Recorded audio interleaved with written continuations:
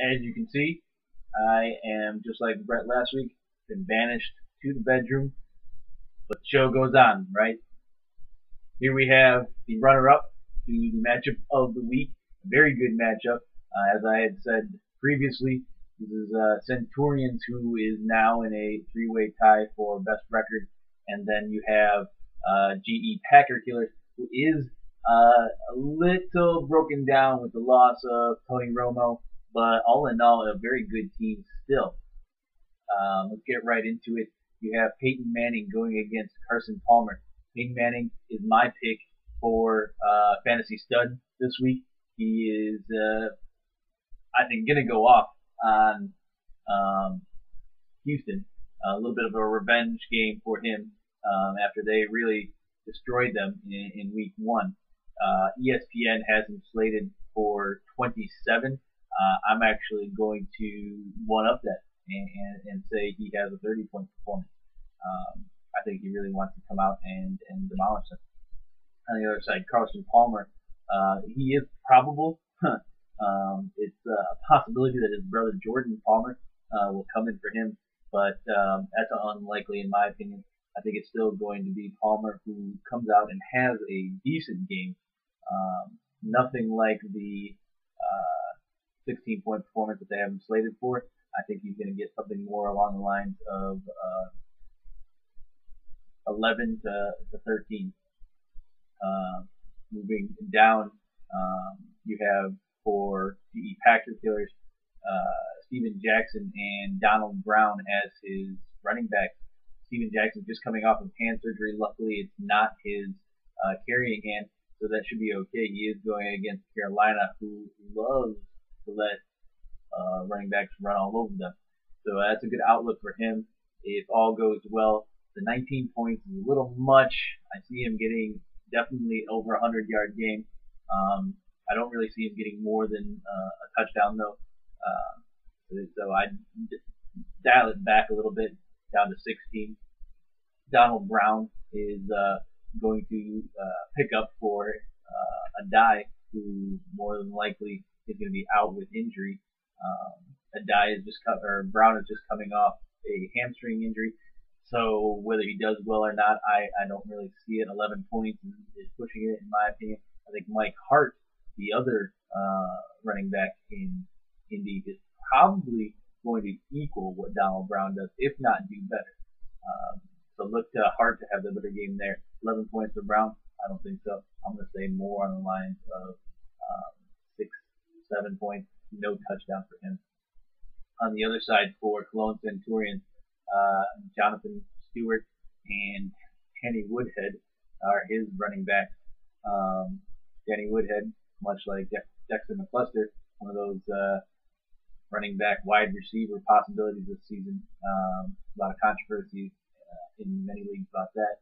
Jonathan Stewart is slated for 5. I think he's going to get more than that, especially if Williams doesn't go. He hasn't practiced and been pulling up this last week in practice, so it may not happen for him. If he doesn't, expect Stewart to come out big against St. Louis. That 5 points that they have listed, you can probably bump that up to a 12. The 6 that they have in there for Woodhead.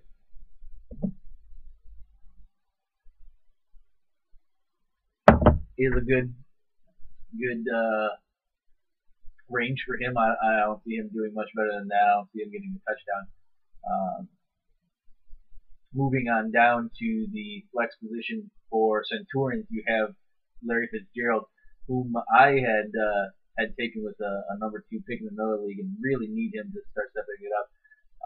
The core of receivers in Arizona are coming back, so you can expect that defenses are not going to be able to entirely pile on to Fitzy. Hopefully that 12-point projection will stand up. On the other side, for flex, GE PackerKillers is starting Lee Evans. Lee Evans has a little bit of a resurgence. I don't think that's going to stand. I think Steve Johnson is the feature receiver in Buffalo, but the 12 points against KC is doable. maybe dial it back, say 1 touchdown and 40 yards for Evans, giving him 10. If you go down to wide receivers, you have Randy Moss and Mike Williams, Seattle, for GE PackerKillers. Randy Moss is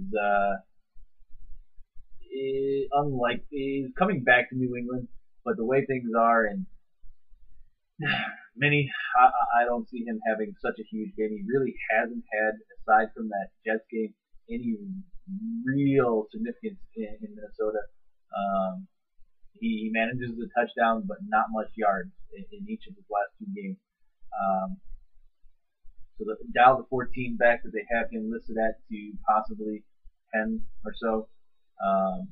Mike Williams, Seattle.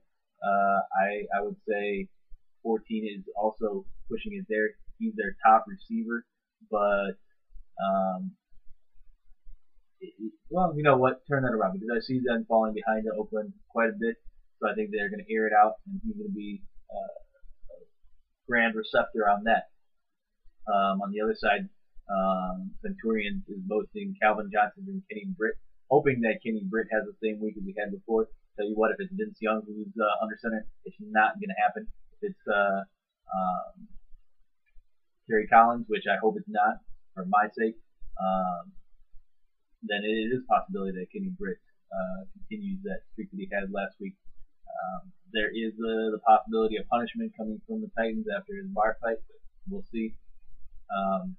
22 for Calvin Johnson against Washington. Matthew Stafford's coming back, so who knows about that? That could very well be a likelihood. I really did expect much more out of Detroit this year with what they have in Stafford, Javid Best, and Megatron. I don't know that 22 points is what's going to happen there. I'm gonna say more on the level of 16. I just can't picture him doing that well against Washington's D. Bring it down now to tight ends.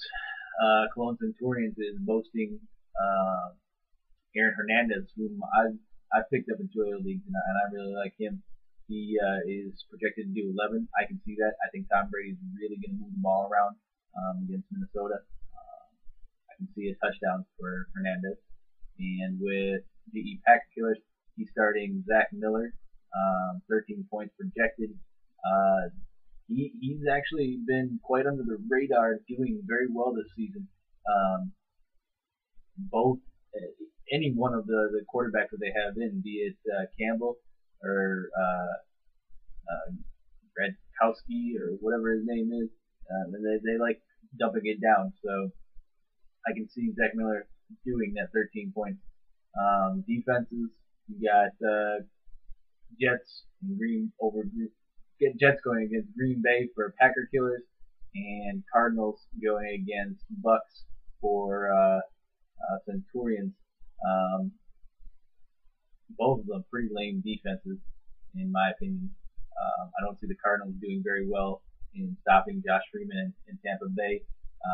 I'm going to say 2 or 3 points out of them. And then Jets, probably going to do a better job. The 6 that they have projected is pretty accurate. I would say maybe 7 or 8, if not the 6 that they have listed there. For this game, I think based on the matchups that you have, I think Cologne Centurions is going to continue to do well. More than likely going to continue to be in that running for the top 3 teams. I'm going to say Centurions by 20.